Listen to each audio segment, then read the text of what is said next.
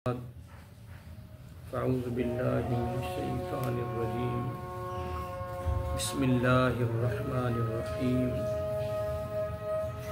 إن أول بيت وضع للناس للذي ببكة مباركا وهدى للعالمين فيه آيات بينات مقام إبراهيم ومن دخله كان آمنا ولله على الناس حج البيت من استطاع إليه سبيلا ومن كفر فإن الله غني عن العالمين صدق الله ومولانا العظيم وصدق رسوله النبي الكريم ونحن على ذلك لمن الشاهدين والشاکرین والحمد للہ رب العالمین سبحانک لا علم لنا الا ما علمتنا انک انت العلیم الحکیم۔ درود و سلام الصلاۃ والسلام علیک یا سیدی یا رسول اللہ، الصلاۃ والسلام علیک یا سیدی یا حبیب اللہ، الصلاۃ والسلام علیک یا سیدی یا نبی اللہ وعلى آلك وأصحابك يا سيدي يا نور الله يا خاتم النبيين يا رحمة للعالمين مولاي صل وسلم دائما أبدا على حبيبك خير الخلق كلهم محمد سيد الكونين والثقلين والفريقين من عرب ومن عجم هو الحبيب الذي ترجى شفاعته لكل هول من الأحوال مقتهم ثم الرضا عن أبي بكر وعن عمر وعن علي وعن عثمان ذي الكرم۔ نہایتی واجب الاحترام محترم مکرم معزز سامعین حضرات اور عزیزان گرامی قدر، اللہ رب العزت کی حمد و ثنا اور حضور نبی کریم صلی اللہ علیہ وآلہ وسلم کی بارگاہ عالیہ مقدسہ میں نذرانہ درود و سلام۔ خالق کائنات کا بپایا کرم ہے اور اس کی خصوصی مہربانی ہے کہ اس نے ہم سب کو اپنے پیارے محبوب علیہ السلام کی امت اندر پیدا فرمایا، اور خالق کائنات کا ہمارے اوپر بہت بڑا احسان ہے اور اس کا بھی حد شکر ہے کہ اس نے اپنی خاص توفیق اور اپنے محبوب علیہ السلام کی توسل سے ایمان جیسی عظیم الشان نعمت سے مالا مال فرمایا۔ حضرات محترم، ہماری خوش نصیبی ہے کہ اللہ تعالی ہمیں جمعۃ المبارک کی ادائیگی کے لیے اپنی بارگاہ میں پسند کیا، اپنے گھر میں بلایا۔ اس کی بارگاہ میں بس استدعا ہے کہ اللہ تعالی ہماری اس جمعۃ المبارک کی ادائیگی کی ادا کو اپنی بارگاہ میں قبول فرمائے اور ہمارے لیے گناہوں کا کفارہ بنا دے، بخشش کا ذریعہ بنا دے۔ یقیناً دوستو، جمعہ تو جمعہ ہے، ایسے لوگ بھی ہیں کہ جن کو عید پڑھنے کا بھی موقع نہیں ملتا ہے۔ اللہ معاف کرے، اللہ معاف کرے، کثیر لوگ ایسے ہیں۔ لیکن دوستو، میں تو یہی عرض کروں گا کہ جب بھی آپ کو اللہ تعالیٰ کے گھر میں آنا نصیب ہو، اللہ کے گھر میں آپ داخل ہوں نماز کے لیے، جمعہ کے لیے، کسی خاص تقریب کے لیے، تو آپ اللہ کا شکر ادا کریں کہ باری تعالیٰ تیری بڑی مہربانی ہے کہ تو نے ہمیں اپنے گھر میں داخل ہونے کا، اپنے گھر میں بیٹھنے کا، عبادت کرنے کا تو نے ہمیں موقع دیا ہے۔ دوستو، جو اس وقت حالات گزر رہے ہیں یہ آپ کے سامنے ہیں، بڑے حالات عجیب ہیں۔ میں تو اکثر کہا کرتا ہوں کہ اندھیریاں نہیں ہیں، کہ بلکہ برائیوں کے طوفان چل رہے ہیں، طوفان. اور خدا کی قسم اٹھا کر کہہ رہا ہوں کہ ان طوفانوں سے اپنے ایمان کو بچا کر دنیا سے جانا بہت اللہ کی خاص عطا ہے، بڑی نعمت ہے. اس لیے میں اکثر یہ دعا یاد کراتا رہتا ہوں کہ بس جی بھر کے مانگو، یا اللہ تیری مہربانی، زندہ بھی رکھ تو ایمان پر، اور موت بھی دے تو ایمان پر، اور آخری سانس تک غیروں کی محتاجی سے بچا دے اور اپنی محتاج. یہ دعا بڑی ضروری ہے. اور پھر آقا علیہ الصلوۃ والسلام نے خصوصی طور پر اپنی امت کو تعلیم دی، اپنی امت کو تعلیم دی. اور میں نے جب اس دعا پہ غور کیا نا تو میں نے نتیجہ یہ نکالا کہ آقا علیہ الصلوۃ والسلام کے دل میں اپنی امت کا بڑا درد ہے، بڑا فکر ہے، بڑی محبت، بڑا ہی پیار. یعنی آقا علیہ الصلوۃ والسلام کو اتنا پیار ہے، آپ کے دامن میں اتنا درد اپنی امت کا کہ میرا آقا علیہ الصلوۃ والسلام چاہتے ہیں کہ میرا ہر امتی جو ہے نا وہ زندگی میں بھی ایمان پر رہے، اور جب دنیا سے جائے اور اگلی تعبیر زندگی جس کا کوئی کنارہ نہیں ہے، اس کا آغاز ایمان سے ہو جائے. دیکھو نا، میں حدیث پاک میں پڑھ رہا تھا کہ اکثر آقا علیہ الصلوۃ والسلام اپنے غلاموں کو یعنی مختلف موقعوں پر فرماتے رہتے ہیں کہ جب بھی جنت مانگو 8ویں جنت مانگو، جب بھی جنت مانگو 8ویں مانگو. یہ میرا آقا علیہ الصلوۃ والسلام کی خصوصی تعلیم ہوتی تھی اپنے غلاموں کے لیے، شاگردوں کے لیے، صحابہ کرام کے لیے، کہ جب بھی جنت مانگو 8ویں مانگو. اب یہ مغمون چلتا رہتا. آخر کار شاگردوں نے پوچھ لیا، غلاموں نے پوچھ لیا کہ یا رسول اللہ صلی اللہ علیہ وآلہ وسلم، ہمارے امام و قربان اب جب بھی حکم فرماتے ہیں نا تو 8ویں جنت کا حکم فرماتے ہیں، اس کی تعلیم دیتے ہیں کہ جب اللہ تعالیٰ سے مانگو تو 8ویں جنت. کیا حکمت ہے، کیا سراز. جنت تو ساری کمال ہے.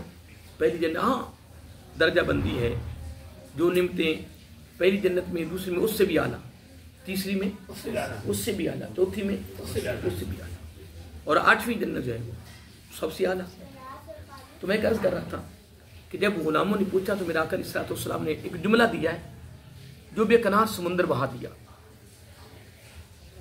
تشریح کرنے کی ضرورت نہیں، ماشاء اللہ آپ سب اہل علم ہیں، اہل تجربہ ہیں، مجھ سے سینئر ماشاء اللہ.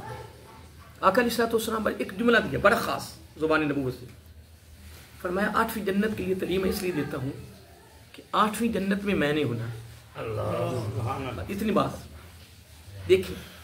میں نے اس پہ جب غور کیا نا تو پھر میں والدہ کی طرف آ گیا. میں کہ جب ماں اکثر اپنی اولاد کو کہتی ہے، بیٹے کہتے کہ بیٹے جب تک تو نہیں نہ آتا، جب تک تو نہیں آتا مجھے سکون نہیں آتا، مجھے نیند نہیں آتی.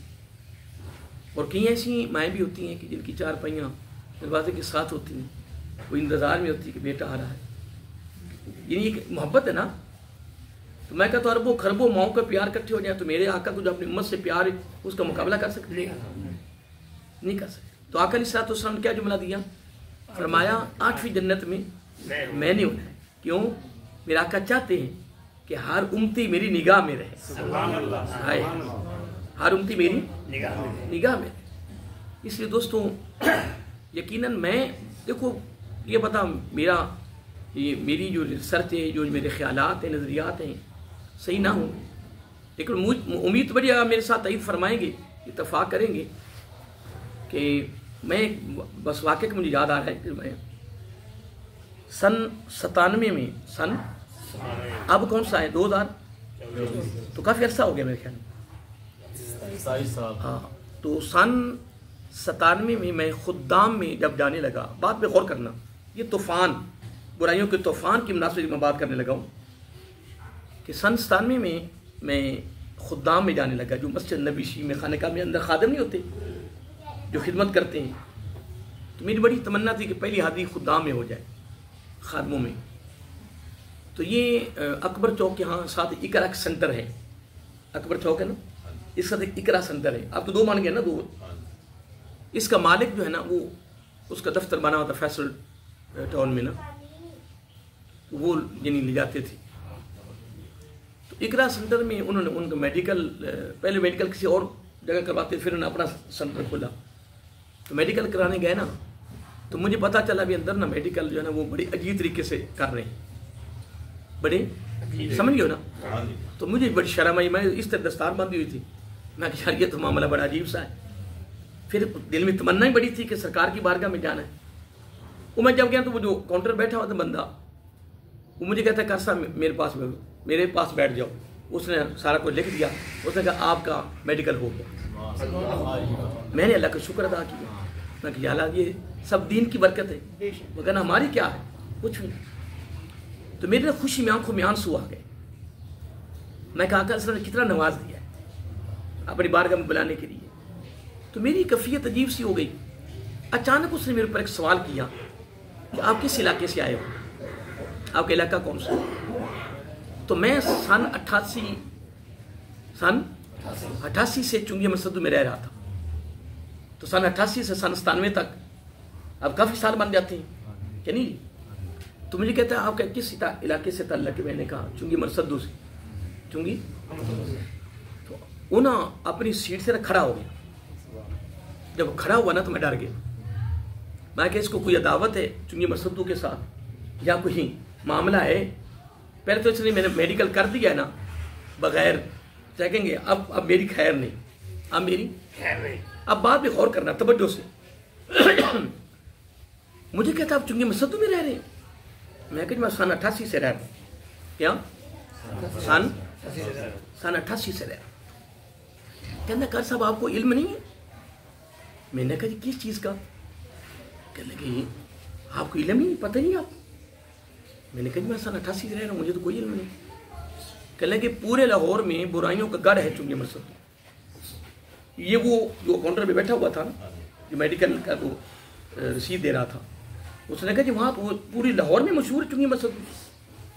میں نے کہا جی میں سن 88 سے رہ رہا ہوں، مجھے کوئی پتہ نہیں ہے کہ وہاں برائی ہو رہی ہے یا نہیں ہو رہی، مسجد میں، گھر، یا اپنے پروگرام میں چلے جانا ہے، یا میرے درس قرآن ہوتا ہے، کوئی درس حدیث ہوتا ہے، میرا خطاب ہوتا ہے۔ جی سن 88 سے لے کر سن 97 تک مجھے کوئی پتہ نہیں، اور میرے جس سے بھی تعلق ہے مجھے اچھا لگ رہا ہے۔ اب سن 88 سے 97 میں وہ مجھے کہہ رہا ہے کہ برائیوں کا گڑھ ہے پوری لاہور میں سے، پورے لاہور میں سے چنگی جو ہے نا یہ کیا ہے، گڑھ۔ یہ اس نے بات کی سن 97 میں۔ میں نے کہا جی میں سن 88 سے رہ رہا ہوں، مجھے کوئی علم نہیں، الحمدللہ۔ جو وہ بات ہم کر رہے تھے کہ مسجد میں ہم آتے ہیں یہ سارے، اس پر میں یہ بات خاص کر رہا ہوں، اور برائیوں کے طوفان چل رہے ہیں اس مناسبت سے۔ اب سن 88 سے 97 تک میں نے اس کو یہ جواب دیا کہ مجھے کوئی علم نہیں، مجھے کوئی نظر نہیں آتا۔ اب سن 97 سے لے کر 2024 ہو گئے ہیں، الحمدللہ۔ اب تو برائیوں کو زیادہ معاملہ ہونا چاہیے تھا، لیکن الحمدللہ سن 97 سے لے کر 2004 تک میں ہمیں کوئی چنگی مسدو میں مجھے کوئی نظر نہیں آتی۔ برائیاں ہو رہی ہوں گی، اڈے ہوں گے، سارا کچھ ہوگا، لیکن اصل میں یہ سب خاص جو بات ہے وہ یہ ہے کہ رب کا یہ کرم کہ ہمارا تعلق یا مسجد سے ہے، بولیے، یا مدرسہ سے ہے، یا کسی خطاب جہاں کرنا وہاں، اور اچھے لوگوں کے ساتھ رابطہ ہے، جس کی وجہ سے الحمدللہ ثم الحمدللہ ہمیں کوئی برائی والا اڈا نظر نہیں ہے۔ یہ کس کی برکت ہے؟ یہ دین کی برکت ہے۔ اگر ہم خدا کی قسم قرآن اور آقا علیہ السلام یعنی قرآن صاحب قرآن اگر ان کے دامنوں کو مضبوطی سے تھام لیں، الحمدللہ ثم الحمدللہ، اللہ تعالیٰ ہمیں برائیوں سے بھی محفوظ فرمائے گا اور برائیاں نظر بھی نہیں آئیں گی۔ جب کہ طوفان چل رہے ہیں، برائیوں کے طوفان چل رہے ہیں، حضور نبی کریم علیہ السلام کے دل میں درد یہی تھا، فکر یہی تھا، امت کی محبت یہی تھی کہ میرے امتی زندہ بھی رہے تو ایمان پر، اور اس کی موت بھی آئے تو ایمان پر۔ اور پھر فرمایا کرتے 8ویں جنت مانگو۔ عرض آقا 8ویں جنت کا ذکر اکثر کرتے ہیں، کیا وجہ ہے؟ تو میرے آقا نے کیا محبت کا اظہار کیا؟ میرا آقا نے فرمایا، بس ایک جملہ دے دیا صحابہ کرام کو، فرمایا اس لیے 8ویں جنت کا حکم کرتا ہوں کہ 8ویں جنت میں میں نے ہونا ہے۔ اتنی محبت تھی۔ کیا اب آئیے محترم، حج کی مناسبت سے ہماری گفتگو چل رہی تھی، کچھ چند ایک باتیں میں نے کی تھی، تو 2-4 باتیں اور کرتے ہیں انشاءاللہ، بس حاضری لگوانی ہے۔ دعا کو اللہ تعالیٰ حج کی ساتھ ہمیں نصیب فرما دے۔ تو ایک جملہ میں کہا کرتا ہوں اور کہتا رہا ہوں اور میں کہتا جاؤں گا انشاءاللہ جب تک ہمیں سانس ہے۔ نمبر 1، رزق حلال ہو، نبی کی ادا ہو، رب کی رضا ہو، پھر اس بنیاد پر حج ہو، پھر حج قبول نہ ہو۔ شرط کیا ہے؟ سارے بولیے رزق حلال، سارے بولیے رزق حلال۔ اب اس وقت میں ایک واقعہ چھوٹا سا کوٹ کر دیتا ہوں کہ جب میں 2005 میں میری حاضری ہوئی دوبارہ والدہ کے ساتھ، تو میں حج کے موقع پر تھا، تو میں نا والدہ کو اپنے رشتہ داروں کے پاس چھوڑ کے میں اندر خیمے میں چلا گیا۔ یہ ہمارے علاقے میں یونیورسل اسکول ہے گا، اس کے وہ پرنسپل ہیں ماسٹر نیمت صاحب، یہ بھی اس سال گئے ہوئے تھے، تو ان کا خیمہ تھا، تو ملاقات کے لیے گئے، تو انہوں نے کہا جی آپ جماعت کروائیں، کیونکہ خیموں میں نماز ہوتی ہیں بنا میں، تو میں نے نماز پڑھی، نماز کے بعد تھوڑا درس دیا، تو اس میں اچھرا وہاں کے لوگ بہت زیادہ تھے، مین بازار کے، بات بڑی سننے والے ہیں، اللہ اکبر۔ اب میرے پاس جتنے لوگ بیٹھے کہنے لگے کہ میں 8واں حج کرنے آیا، کوئی کہتا ہے صاحب میں 10واں حج کرنے آیا، کوئی کہتا ہے میں 15واں حج کرنے آیا۔ اب وہ یہ سر میں مبارک دیتا، مگر مبارک ہو، آپ خوش نصیب ہیں کہ آپ کو اتنی حج کرنے کا موقع مل گیا۔ وہ سارے اٹھ کے چلے گئے، سارے، ایک آدمی میرے پاس بیٹھا، انہی کا ساتھی ہوگا، بازار کا ہوگا، مجھے کہتا ہے قاری صاحب آپ نے اس طرح کرنا کہ ان کے نام نوٹ کر لیں، میں آپ کو نوٹ کرا دیتا ہوں، آپ نے جب پچھلے بازار میں داخل ہونا ہے نا، تو آپ نے ان میں سے کسی کا نام کسی سے پوچھنا ہے کہ سرکار میں نا فلاں سے ملنے حاجی صاحب سے، کیا جب آپ نے اس حاجی کا نام لے کے فلاں حاجی سے میں نے ملنا ہے، بس وہ جو آ کے تبصرہ ہونا ہے نا، بس آپ نے سن کے وہیں بنا پریشان ہو جانا۔ انہوں نے کہا انہوں نے یہ حج کے جو پیسے ہیں نا، انہوں نے صرف 1 مہینے میں مکمل کر دیں۔ کیا بولیے یار، میں نے ایک پچھلی میں بات کی تھی کہ بات یہ ہے کہ طواف نہ تو چکروں کا نام ہے، نہ طواف تعداد کا نام ہے، نہ دکھلاوا ہے۔ اصل میں طواف یہ ہے کہ جب ہم اس حرم کے ارد گرد پھرے تو جو 60 رحمتوں کا نزول ہو رہا ہے وہ ہمارے دامن میں آ جائے۔ مقصد تو اصل میں ہے رب کی رضا یار، لیکن یاد رکھیں آپ نے مغالطے میں نہیں جانا، میں مغالطے میں کسی کو جانے بھی نہیں دیتا، میں یہ نہیں کہ میں بڑا خوش کرتا ہوں وہ اپنی جگہ پہ، میں ایک عرض کر رہا ہوں کہ قرآن و سنت کا مطالعہ کر لیں، علماء سے رابطہ قائم کر لیں، خود جتنا مطالعہ کر لیں، ہر نیک عمل کی قبولیت کی جو سند، جو بنیاد اللہ کی بارگاہ میں ہے وہ رزق حلال ہے، وہ رزق جب حدیث پاک یہ ہے، آپ سنتے رہتے ہو ماشاءاللہ کہ اگر ایک لقمہ اگر پیٹ میں حرام چلا گیا نا، کیا تو 40 روز تک کچھ قبول نہیں ہوگا، ایک لقمے سے کیا 40 روز تک کچھ قبول نہیں ہوگا، تو ہماری گناہ کس طرح قبول ہوگی، کس طرح ہماری قبول ہوگی؟ نہیں محترم، دعا یہ کریں کہ اللہ تعالی ہمیں رزق حلال۔ ایک بات آپ اور یاد رکھیں، حضرت صاحب آپ جتنی بھی بھاگ دوڑ کر لینا، جتنی بھی کر لیں، مجھے حضرت علی کا بڑا قول یاد رہتا ہے اور بڑا ہر وقت ذہن میں گھومتا رہتا ہے۔ حضرت علی رضی اللہ تعالیٰ عنہ بڑی پیاری بات فرماتے ہیں، اور بڑی خصوصی طور پر آپ فرماتے ہیں کہ رزق جو رب نے لکھ دیا ہے وہ آپ کو مل کر ہی رہتا ہے، جو رزق آپ کو دیکھو حضرت ام سلمہ، یہ بات یاد رکھا کریں، حضرت ام سلمہ رضی اللہ تعالیٰ عنہا، نبی پاک صلی اللہ علیہ وسلم نے بازو پکڑا، فرمایا ام سلمہ بیوی تھی، ہم سب کی ماں ہے، عرض کیا آقا حکم، فرمایا میرے رب نے مجھ سے فرمایا ہے، میرے رب نے مجھ سے فرمایا ہے۔ یہ باتیں سننے کے لیے نہیں ہیں، یہ باتیں اپنی زندگی کا حصہ بنانے ہیں، زندگی خوبصورت ہو جائے گی، سنور جائے گی، اور زندگی میں سکون آ جائے گا۔ آقا علیہ الصلوۃ والسلام، میرے رب نے مجھ سے فرمایا کہ اے میرے محبوب صلی اللہ علیہ وسلم، فرما دو میرے بندوں سے، اپنی امتیوں سے، کہ میں نے آدم علیہ السلام کی تخلیق سے 4000 سال قبل، کتنے 4000 سال پہلے قیامت تک آنے والے ہر شخص کی روزی لکھ دی ہے۔ اب ماشاءاللہ سب علم ہے، جو لکھ دی ہے اس سے زیادہ ملے گی، اس سے تھوڑی، اس ٹائم سے پہلے، وہ ٹائم کے بعد، تو پھر پریشان کیوں؟ پریشانی کس چیز کی؟ حضرت علی کا بڑا پیارا قول ہے، فرمایا روزی تو لکھ دی گئی ہے، اور روزی اتنی مل کر رہے رب نے دینی ہے، تو پھر کیا اس روزی کی وجہ سے دو روٹیوں کے پیچھے کیا پھر تو اللہ کی بارگاہ میں جھکنا بھی چھوڑ دیا؟ اتنا تو مصروف ہو گیا؟ نہیں محترم، وَيَرْزُقُهُ مِنْ حَيْثُ لَا يَحْتَسِبُ وَمَن يَتَوَكَّلْ عَلَى اللَّهِ فَهُوَ حَسْبُهُ۔ رب نے کوئی بات نہیں چھوڑی، فرمایا میرے بندے تو پریشان کیوں ہیں؟ وَيَرْزُقُهُ مِنْ حَيْثُ لَا يَحْتَسِبُ، اے میرے بندے میں اس جگہ سے رزق دیتا ہوں جو تیری یہ سمجھ وہم و گمان میں بھی نہیں ہوتا. بس اوقات آپ ایسے ہوتا نا کہ ایسی جگہ پہ آپ چلے گئے تو آپ وہاں سے کھانا کھا رہے ہیں ایک اور چیز ہے یار میرے تو یہ وہم و گمان میں نہیں تھا کہ یہاں سے یہ کام ہو جائے گا. یہ ہوتا کہ نہیں ہوتا؟ یہ ہمارا تقیہ کلام ہے کہ نہیں کہ یار یہ تو کمال ہو گیا. کمال یہ نہیں ہوا، کمال قرآن میں ہے. جب رب نے قرآن میں فرما دیا، لیکن رب نے فرمایا ایک شرط ہے، کیا؟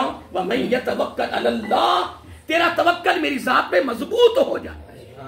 پھر اگر رب نے ایک ڈگری دی ہے، سند دی ہے، بڑی خاص ہے. اللہ فرماتا ہے اگر تیرا توکل میری ذات پہ مضبوط ہو جائے پھر میری طرف سے سن، پھر میں تیرا رب گواہی دیتا ہوں. فَهُوَ حَسْبُهُ، اب پریشان ہونے کی ضرورت نہیں ہے، تیرے لیے یہی کافی ہے کہ تیرا توکل میری ذات پہ مضبوط ہے.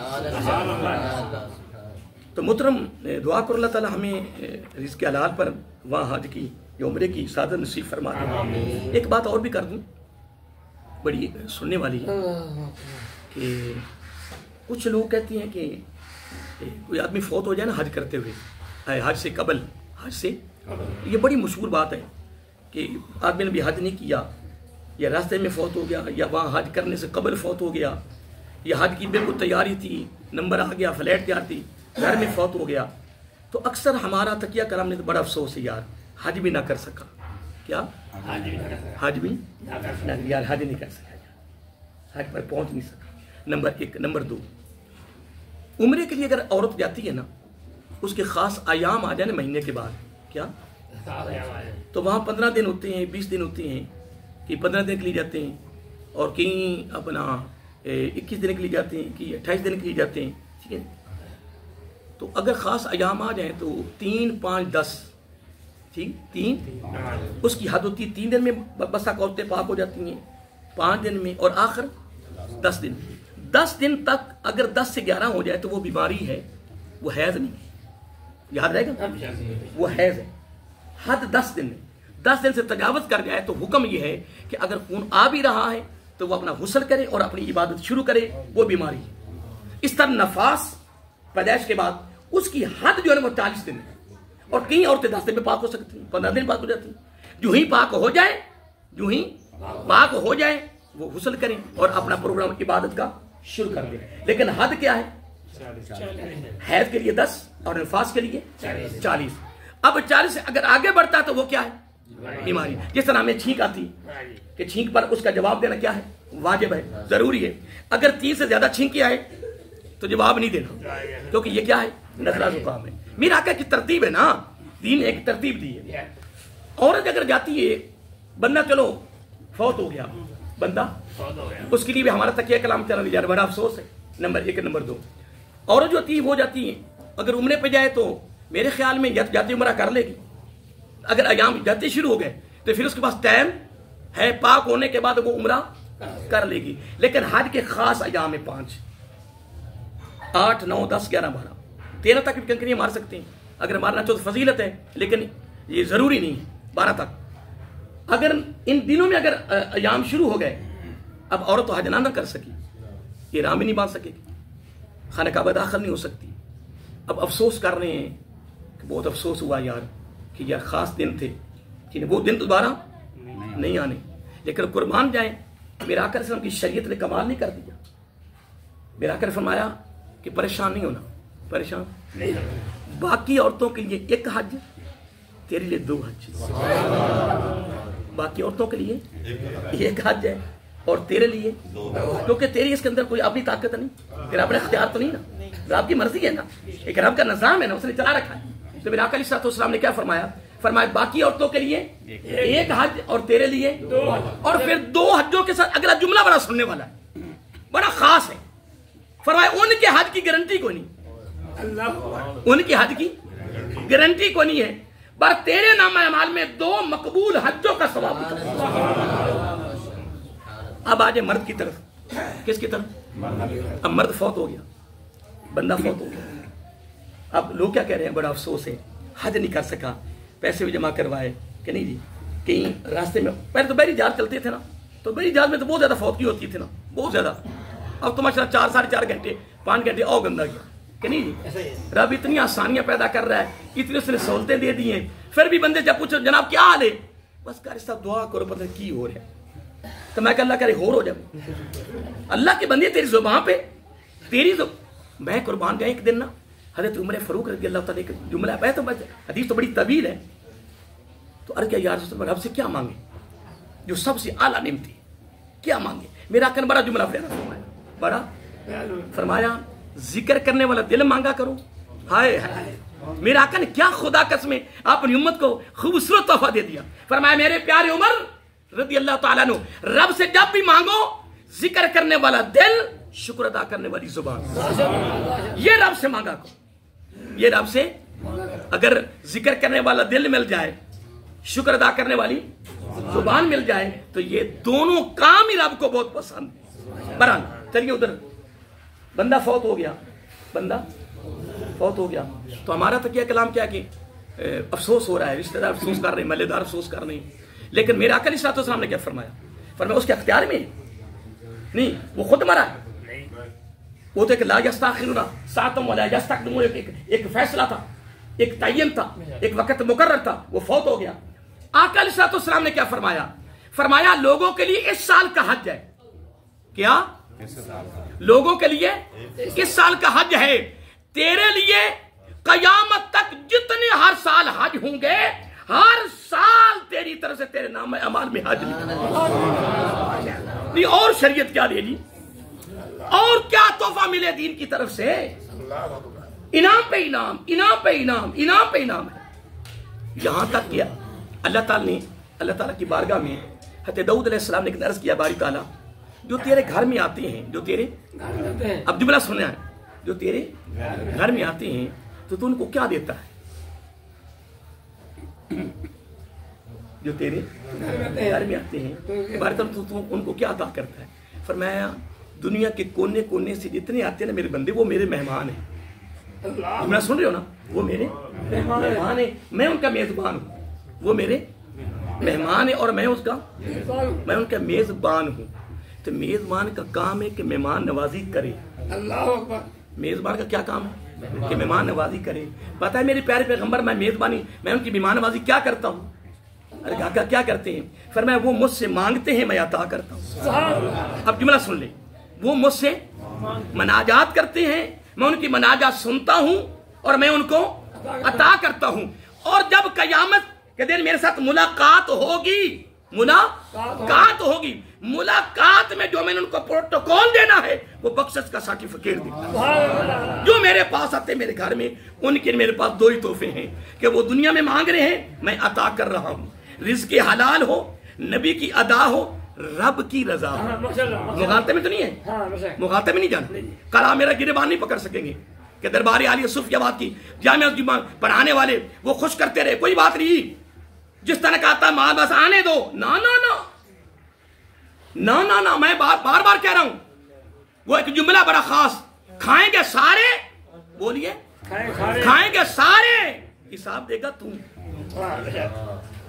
میں مجھے یاد ہے یہ بھائی احمد صاحب جو میرے سامنے بیٹھے یہ پنجاب لائبریری میں وہاں انچارج ہیں تو ان کے میرے درس قرآن 3-4 ہوئے کتنے تو ایک درس قرآن میں وہ ساتھ وہاں آپ کو پتا ہے مارو بڑے محکمے سرکاری تو وہاں کوئی سرکاری افسر کسی محکمے کا وہاں اس میں شامل تھا تو میرا درس قرآن تھا استقبال رمضان کے حوالے سے سرکاری سطح پر تو گھنٹے 1.5 گھنٹے کا میرا بیان تھا جب کھانے لگے نا تو میرے ساتھ ایک ساتھی بیٹھا ہوا تھا الکوبیہ والے یہ اشرے والے تو ساتھ وہ ساتھی کو افسر تھا کسی محکمے کا وہ نا رونے لگ گیا کیا تو وہ ساتھی کہنے لگا اچھا کہنے لگا آپ کھانا کھاؤ کہنے لگے جی میں کھانا کیا کھاؤں کہنے لگے ہوا کیا ہے کہنے لگے مولانا صاحب جب تقریر کر رہے تھے دوران تقریر نا تو میں تو جناب دائیں بائیں میں تو جناب پرہیز کی نہیں جو آتا تھا آنے دو لیکن دوران تقریر میری کیفیت یہ ہو گئی تھی کہ جس طرح میں مر چکا ہوں مجھے نہلا دیا گیا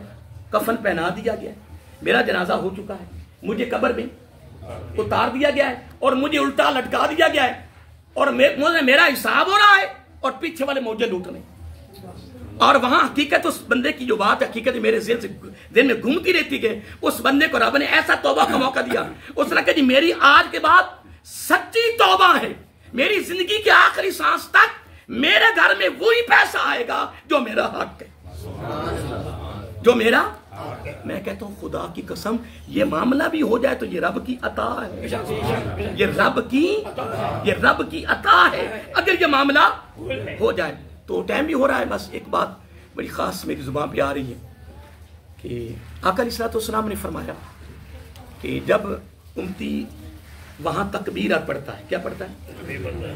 تلبیہ پڑھتا ہے، لبیک اللہم لبیک، پھر اس کے بعد وہ کہتا ہے لا الہ الا، یا کہتا ہے اللہ اکبر۔ اب جملہ بڑا سننے والا ہے، بڑی خصوصی جملہ ہے، اور الحمدللہ یہ فقط حج کے لیے نہیں ہے۔ اگر اللہ تعالیٰ آپ کو عمرے کا موقع بھی دے، کیا دے؟ عمرے کا موقع بھی دے تو عمرے پر بھی رب کی طرف سے یہی عطا ہے، یہی عطا ہے۔ ایک عمرے سے اگلے عمرے کے درمیان جو کچھ ہو گیا ہے، اگر رزق حلال اس کی رضا ہو تو الحمدللہ نبی پاک نے فرمایا ایک عمرے سے اگلے عمرے کے درمیان سارا کفارہ ہو جائے گا، ایک ہاتھ سے اگلے ہاتھ تک سارا کفارہ ہو جائے گا۔ پھر آپ یہ بھی سن لو، ایک جمعے سے دوسرے جمعے کے درمیان بھی کفارہ ہو جائے گا۔ سن رہے ہیں؟ بس آپ نے یہ جمعہ پڑھا ہے، اب اگلا جمعہ بھی آپ الحمدللہ پڑھیں گے، اللہ تعالیٰ مجھے اور آپ کو توفیق عطا فرمائے۔ درمیان میں کوئی اونچ نیچ ہو گئی ہے، اونچ نیچ ہو گئی ہے تو آقا علیہ السلام نے فرمایا وہ جمعہ پڑھ رہا ہے اور پچھلے جمعے کے درمیان جو اونچ نیچ ہوئی ہے، وہ کچھ کہا ہے، عرض کیا ہے، مناجات کی ہے یا نہیں کی ہے، وہ جمعہ پڑھ رہا ہے، اللہ تعالیٰ پچھلے جمعے تک سارا کچھ معاف فرما رہا ہے۔ تو میں ایک تکبیر کی بات کر کے آپ سے اجازت چاہتا ہوں۔ آقا علیہ السلام جب وہ تکبیر کہتا ہے نا، کیا کہتا ہے؟ کوئی بھی تلبیہ کہہ رہا ہے، اللہ اکبر کہہ رہا ہے، اللہ کہہ رہا ہے، آقا علیہ السلام نے فرمایا، وہ کہتا ہے اللہ اکبر، کیا کہتا ہے؟ وہ کہتا ہے سبحان اللہ، وہ کہتا ہے لا الہ، وہ کہتا ہے لبیک۔ آقا علیہ السلام نے فرمایا ہر مرتبہ کیا؟ جب وہ کہتا ہے اللہ اکبر تو اللہ تعالیٰ خود جواب دیتا ہے میرے بندے تیرے لیے جنت کی خوشخبری ہے۔ پھر وہ کہتا ہے اللہ اکبر، وہ کہتا ہے سبحان اللہ۔ آقا علیہ السلام نے فرمایا برکت یہ ہے، بولیے، برکت یہ ہے ہر مرتبہ وہ اگر 1000 مرتبہ تکبیر کہتا ہے تو رب کی طرف سے 1000 مرتبہ جنت کی خوشخبری ہے۔